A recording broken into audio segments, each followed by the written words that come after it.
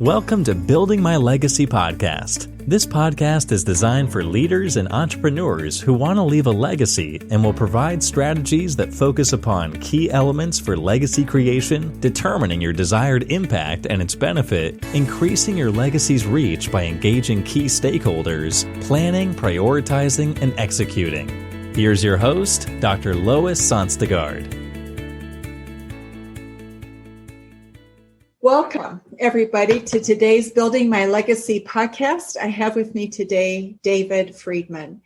David has a company called CultureWise, and he is an expert in building cultures in organizations. So we're going to talk a little bit about why building cultures is important. But just to give you a little bit more of a background about David, he's an award-winning CEO, entrepreneur, author, and renowned public speaker. He's published a couple of books, one Fundamentally Different, and the other is Culture by Design. And so we like to have things by design. It doesn't always happen that way, does it? True. This is true. So just to get started, David, would you tell us a little bit about your background and how you came to working with culture? Why that? Yeah, good question. And I would say, Lois, to a great extent, it was really accidental. And what I mean by that is that, so I had spent 27 years as the CEO of all things, an employee benefits consulting company.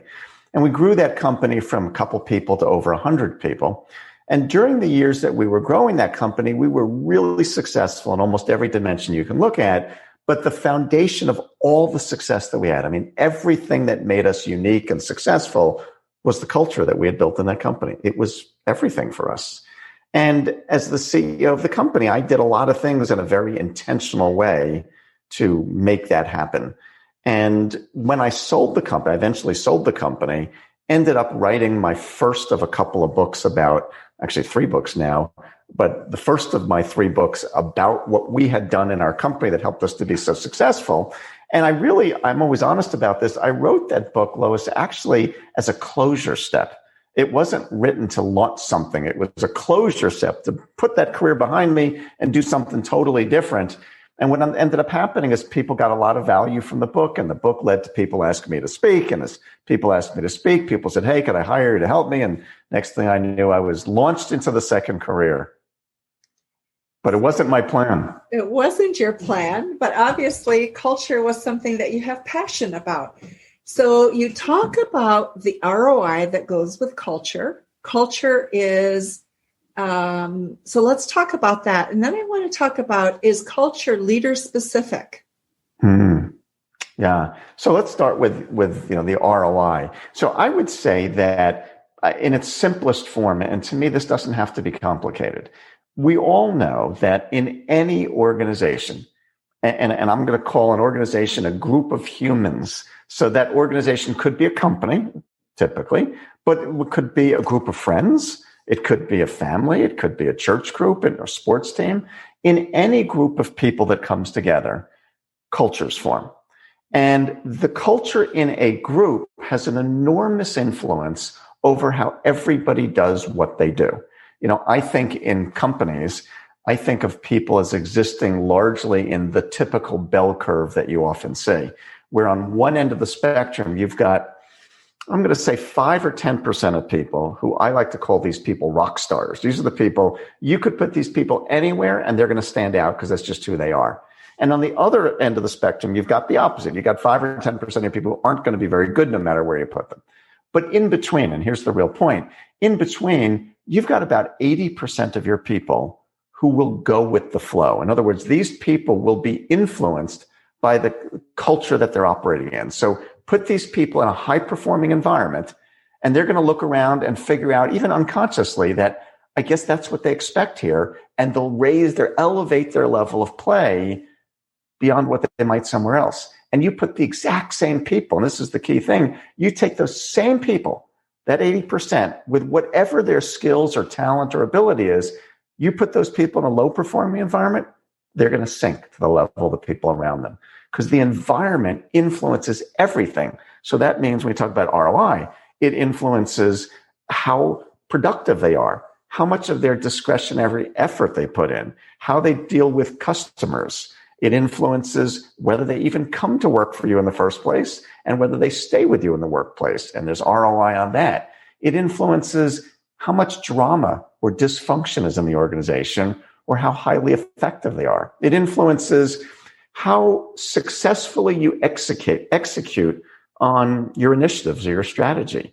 I mean, there's a famous quote that many of our listeners have probably heard many times. Peter Drucker once said that culture eats strategy for breakfast. That's an overused, trite quote. But his point in saying that was that no matter how good your strategy is or your products or service, if you've got a messed up, dysfunctional group of people, you're not going very far with it. And if you've got a highly functioning group of people, you're going to take that strategy and you're going to go 3, 4, 5, 10 times as far with that strategy.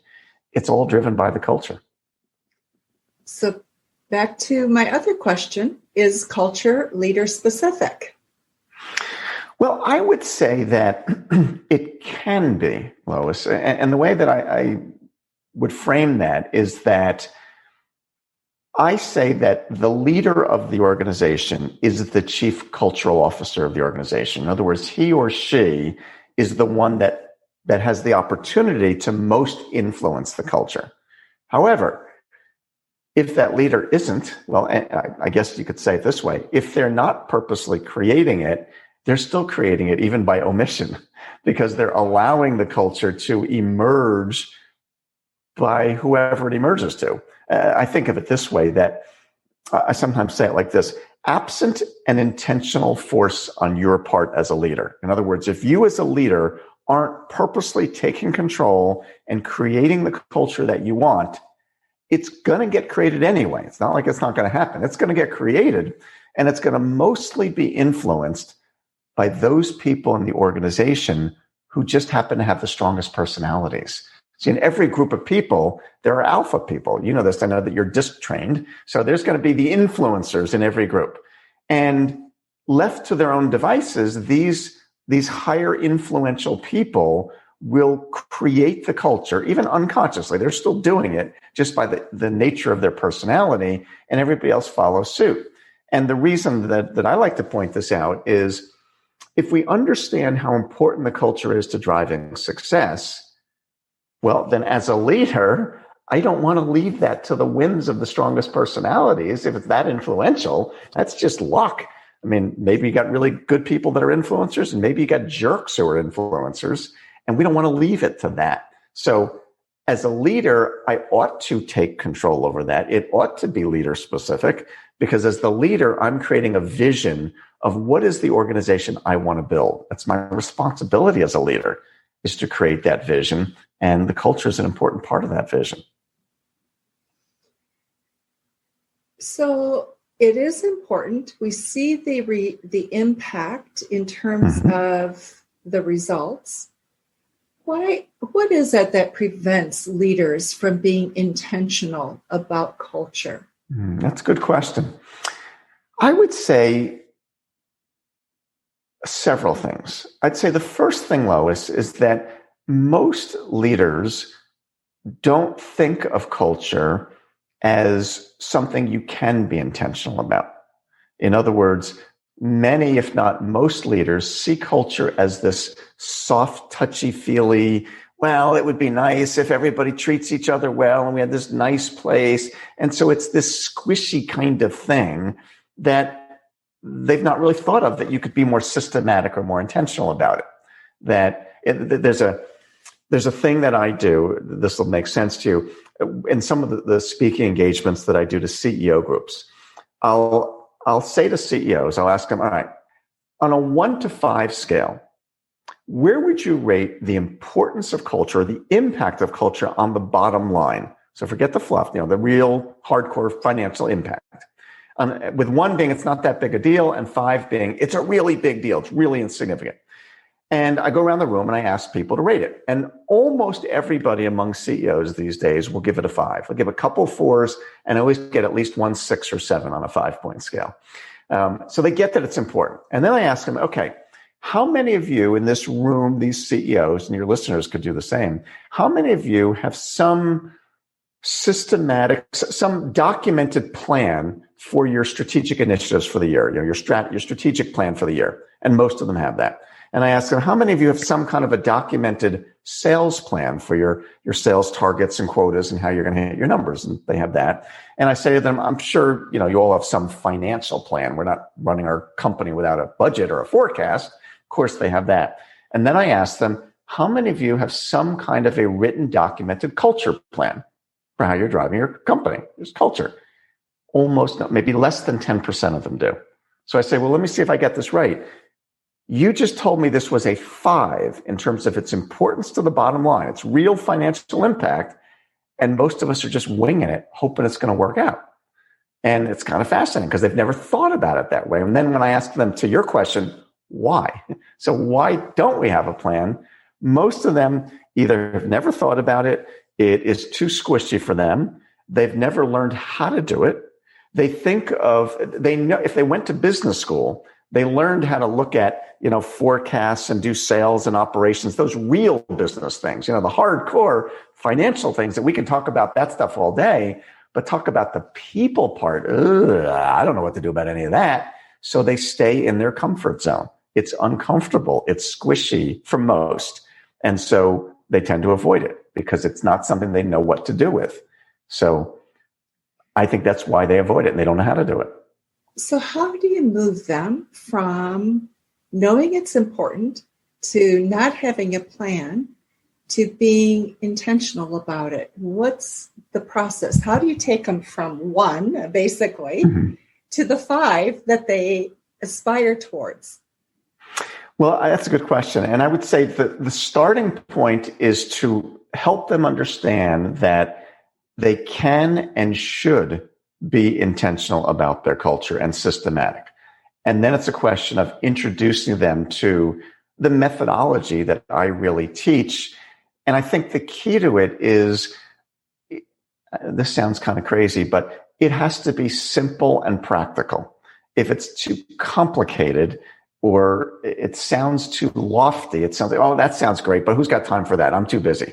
And so nothing happens. So when you can explain it to them in a way that's really simple and logical so that they could say in their own minds, you know what, Lois, what you just said to me makes a heck of a lot of sense. That's pretty logical. When it's explained in that way, it's easy for them then to move from, I know it's important, but I don't have any plan for it, to, oh, you've given me an easy construct for how to think about and understand it in a clearer, more practical way. When you can give people a clear, practical approach, they say, oh, that makes sense. Sure. Why wouldn't I do that? Right. And I think that's the key. So I think a lot of things that we do in consulting, coaching often doesn't work because we make it, we feel smarter and like we've delivered more value when we make it complicated. Yes. And when we make it complicated, nobody can communicate it to the next group of people. And so it gets lost. Yes. So I appreciate that approach of yours. What is it about your process that makes it so pragmatic? How have you structured a thing that psychologists often have a hard time getting their arms around, right? Mm-hmm. And put it in terms that people can understand and use? Yeah, that's a great question. So let me explain that. And I'll first say that, I'm with you. It's got to be simple or forget it. And I would add something to that. I think it actually takes greater sophistication to make something simple than to make it complicated. And you're right. So many coaches, consultants feel at some level as if they're adding value. They're smart. If they can explain something that no one else understands except them, the audience will say, oh my God, she must be really smart because I don't know what she just said. And I think it's the opposite, that if you're really smart, you know how to make it simple. So the audience says, oh my God, that's pretty simple. How come I never thought about that before? So to answer the question, how do we do that? So I organize the steps that it takes to be really systematic around a culture, around a framework that I call the 8-step framework. 8 different things. If you do these 8 things, this is how you make this happen. But to even further simplify it, my experience is that there are 2 of these 8 steps that probably drive 90% of the impact. So if you do these 2 logical things, you're going to be really successful. And if you don't do these 2 things, you're not going to get very far. So let me explain for your audience what those 2 things are, and you'll see the logic behind this.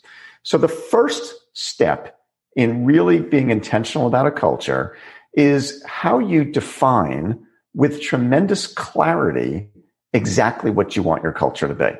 Now, the reason I say this is simple and obvious is how could you possibly create a particular culture if you can't tell me what you're trying to create in the first place? And that sounds simple, and yet very few companies do this well. They have lofty visions and missions and core values that look wonderful on the website, but really don't bring enough clarity. When we talk about how to bring that clarity, I depart from many people in that I make a distinction between what I call values and what I call behaviors, because I think they're very different. A value to me is an abstract concept: quality, integrity, service, loyalty, respect, etc. A behavior, in contrast, is an action. It's something I can see people doing. So, for example, some of the behaviors that I teach in my own company are things like honor commitments, practice blameless problem solving, get clear on expectations, be a fanatic about response time. These are actions that people do. So a value is an abstract idea, behavior is an action. The reason that distinction is relevant and not just semantics is that because values tend to be so abstract, they can mean so many different things to different people that they become very difficult to operationalize. It's hard to coach somebody about their values. Behaviors, though, because they're action-oriented, are a lot easier to teach and coach and guide and give people feedback about. So I teach companies to define their culture not in terms of a broad, nebulous set of values, but rather in terms of the behaviors that you say as a leader. If we could get our people to do these things more consistently, we're going to be even more successful than we've ever done. And I give those behaviors a name. It's just my own nomenclature. I call them fundamentals because I think they're fundamental to success. So step number 1 of these 2 critical steps is defining more clearly in terms of behaviors, what do I want this culture to be? Now, the second step is really the game changer. The second step is what I call creating rituals. So a ritual, in the way that I use this word, is a routine. It's like a habit, something that we do over and over and over again. And the reason that rituals are really important, and you know this, is that in the absence of something becoming a routine, a ritual, a habit, we get all kinds of great ideas and we get all excited. And after 2 months, we get really busy and it doesn't last anymore, whether it's the diet and exercise program or it's the initiative at work. When something becomes part of our routine, it's not hard to do. It's just what we do. So the way we use that simple concept is we take these fundamentals, these behaviors that I was describing, we roll it out into a company in really interactive, engaged sessions, and then we begin to focus on one of these fundamentals each week through a series of rituals. And I'll give you an example in just a moment. So week number 1, everybody in the company all week long is thinking about working on focusing on fundamental number 1. Next week, everybody in the company is focused on number 2, and the week after number 3 and 4 and so on. And we keep cycling through them.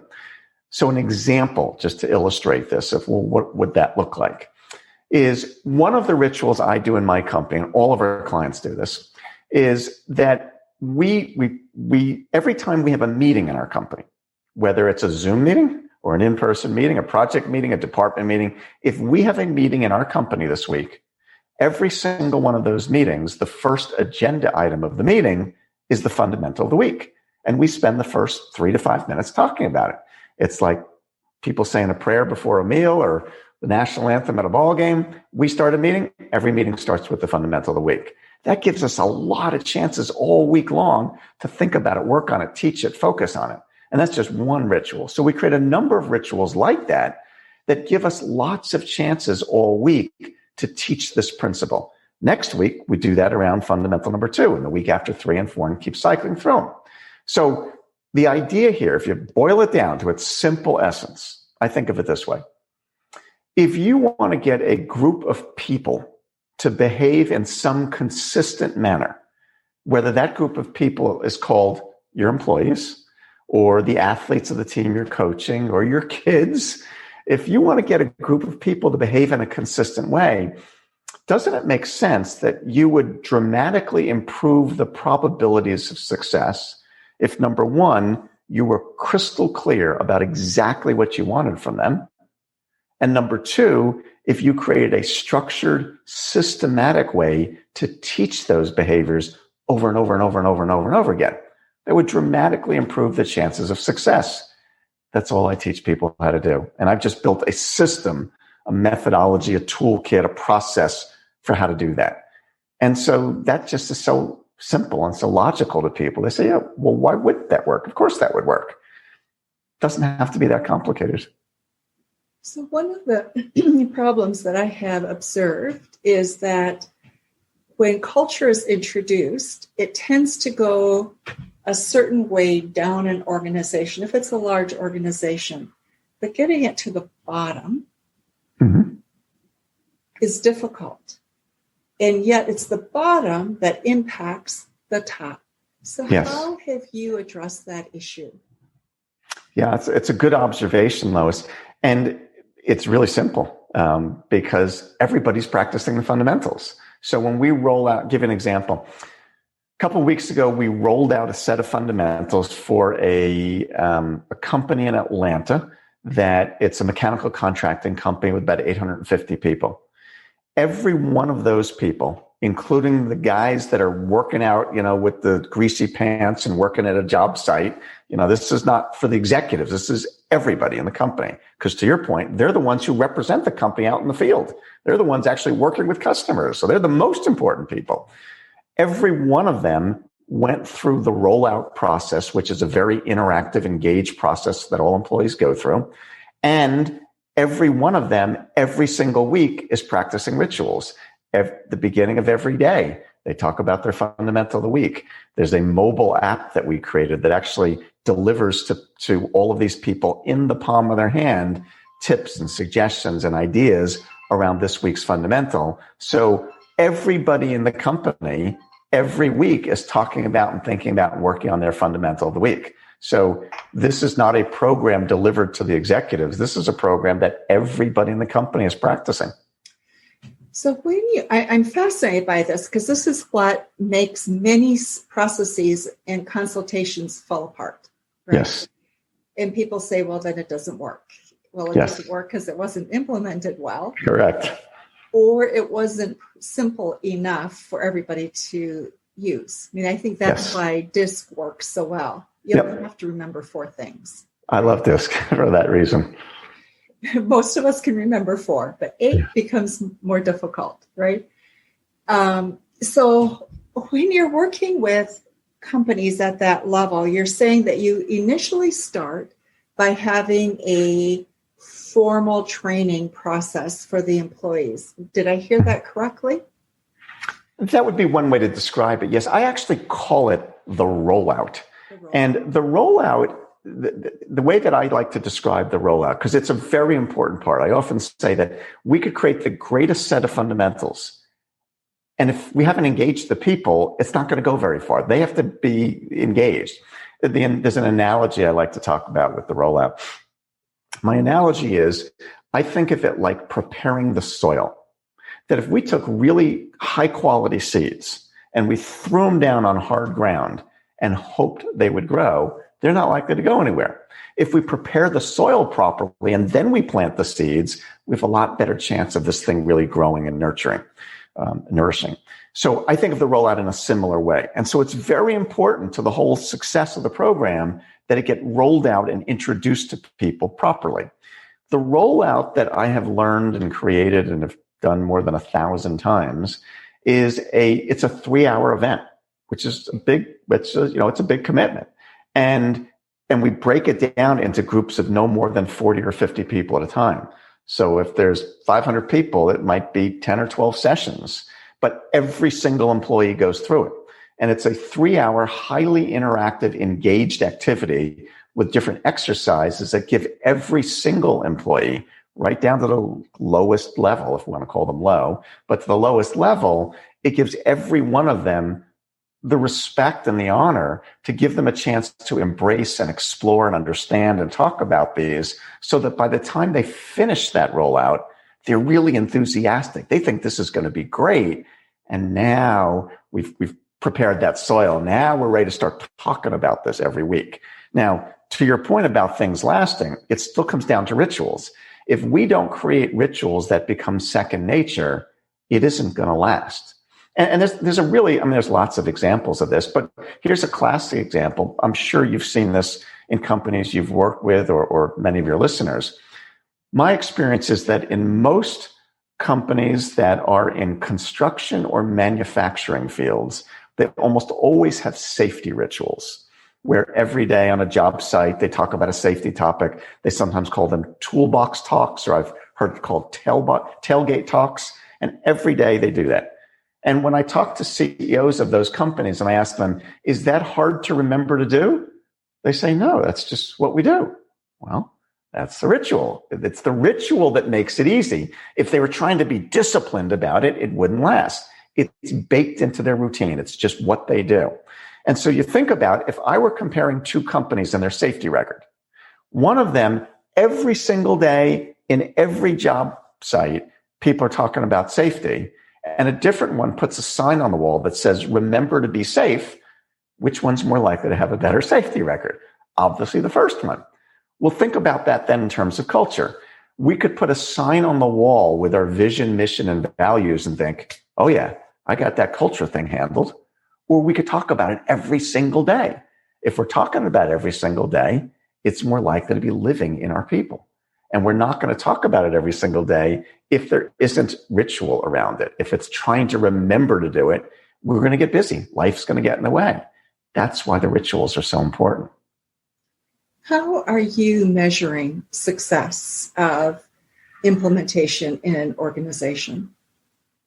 Yeah, it's a good question. There are a number of different ways we can measure success. So there are some subjective measures, partially subjective measures.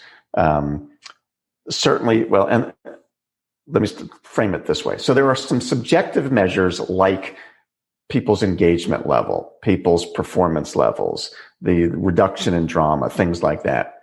There are also some very objective measures, and those are things like you could look at turnover rates, you could look at your ability to recruit, you could look at efficiency, you could look at productivity numbers, you could look at profitability numbers. Now, having said that, I'm always very careful here because I don't think you can isolate the variables.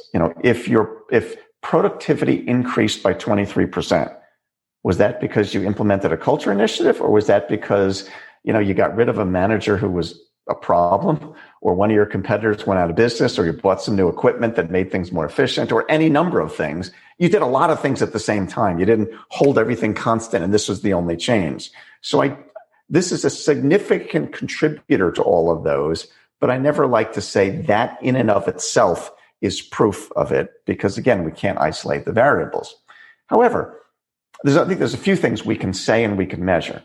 We can certainly say that if you as a leader can identify the behaviors that lead to success, we can actually measure whether our people are doing those behaviors more. So there's a survey that we do in our own company and lots of our clients, where we actually survey customers, vendors and suppliers, and employees on each one of the fundamentals. And we ask them, in your observation of working with us, in your literal interactions with us on each one of these, do we almost always, usually, sometimes, seldom, or never do that?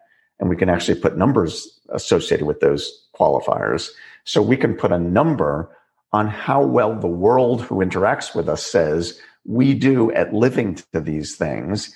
And we can measure over time, are we improving the degree of consistency between the things that we claim we do and the things that actually people observe us do, and see, are we being consistent? So certainly, if you can tell me as a leader the things that drive success, and we can measure that we're doing those things more consistently, it's not a big leap of faith to think that's having a big contribution to your success.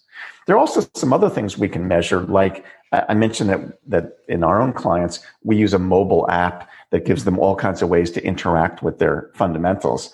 There's reporting on every aspect of people's activities in that app. So we know whether people are reading it, whether they're watching videos, what are they doing in the app. We can run all kinds of reports to measure their engagement around that. So when you have pushback from employees, they're not following through, what's the process from there? Whose job is managing culture? I would say, to a certain degree, managing culture usually falls inside the purview of the HR department. That it's because it's a people part of the business. It's part of how we're managing our people. And so HR usually has responsibility for the day-to-day implementation management of culture-related issues. Having said that, remember, one, it's the CEO who he or she sets what the culture is. So it's led at the executive level. Secondly, it's a day-to-day coaching thing. So if I'm a plant, I'm a coach, I'm a supervisor in the manufacturing plant. If I've got an employee who's having challenges in living to the behaviors that we say that are important, it's my job to go coach them and not to wait for HR to get involved or write them up or something. No, this is a day-to-day interaction coaching kind of thing. Now, I would also add to this, though, Lois, that we always want to approach the work on our fundamentals from a coaching perspective. So we're not trying to catch people fall short or write people up or discipline people. We're trying to coach people and help them to be this way more consistently. So if we see somebody who's struggling, the first question I would ask is, when we say we're getting pushback, so you use that phrase, there's a difference between, is the pushback, I don't think these behaviors are important, or is the pushback, I'm uncomfortable in how we're practicing this? So if the issue is they don't think these behaviors are important, I don't think you want them in your company. And these are some pretty basic things. Like, which employee is going to say, wait a second, that honoring commitment stuff, you can't make me do that. Or that blameless problem solving, we need more blame in our company. If we could blame each other, this would be a better company. I mean, these are so inherently obviously good that if there was an employee who was pushing back to say, I don't believe in those, you don't want them in your company. Now, if their challenge is the way in which they're practicing them or how skillful they are at living to these, then that's just a coaching conversation that we want to help them. We believe that they're coming from a position that they want to be this way. They don't always honor their commitments. Well, why is that? Maybe they say yes to things too often out of good intention because they want to please and they want to say yes, and they end up overloading themselves with things. And so they're not able to honor all the commitments they made. Well, that's a different kind of coaching call than, how come you didn't do what you said you were going to do? Or maybe they don't have a good system, or maybe they didn't feel empowered enough when their boss said, Lois, could you get this to me by Tuesday? And they knew there was no way it could be done, but they didn't have the wherewithal or the courage or the skill set or the safety to push back and say, time out, Lois, you've asked me for something that's unrealistic. And the result of it is it looks like they're not honoring commitments. So there's a lot more to it, and that's why we want to approach it from a coaching perspective. So David, for you, what's the ideal client? Who do you like working with the most? That's great. I love working with entrepreneurs. So the vast majority of our clients are what I would call small to medium-sized clients.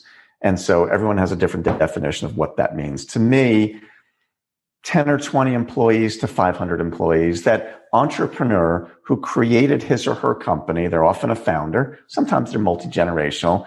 They've built the company themselves. They now have 40, 50, 60, 70 people. Almost always, they care deeply about their people and their culture.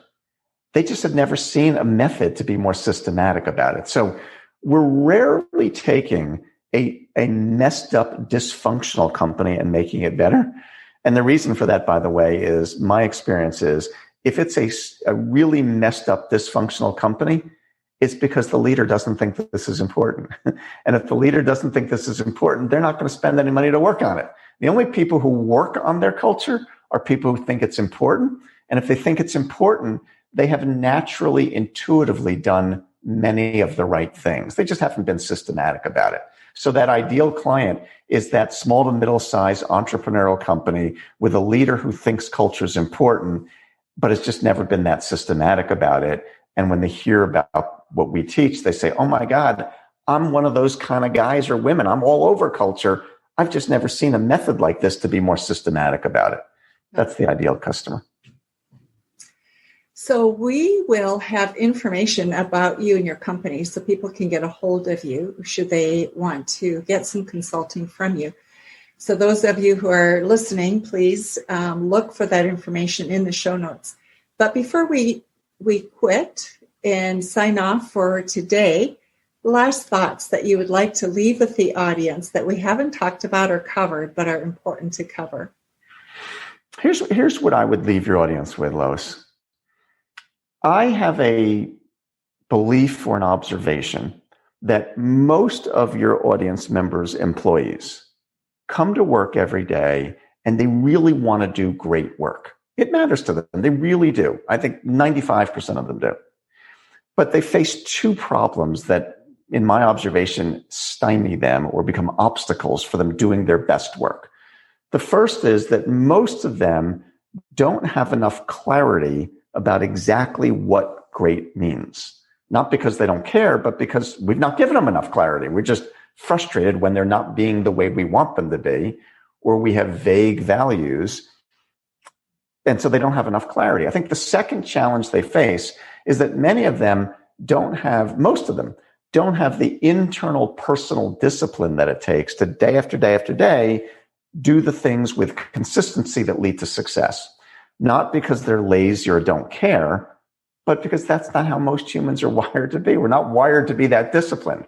What the system that I teach and that I shared with you here gives them both the clarity to know exactly what great looks like, the fundamentals, and through the rituals, it gives them the structure within which to practice those things over and over and over and over again with enough consistency to become what I like to call the best version of themselves.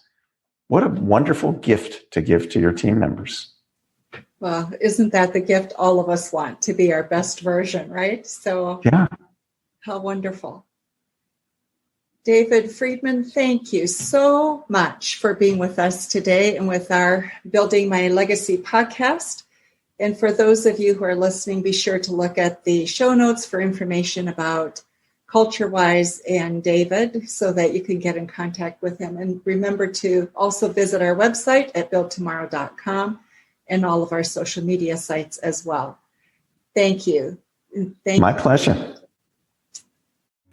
You've been listening to Building My Legacy podcast with Dr. Lois Sonstega. To book your appointment with Dr. Sonstega, visit www.buildtomorrow.com.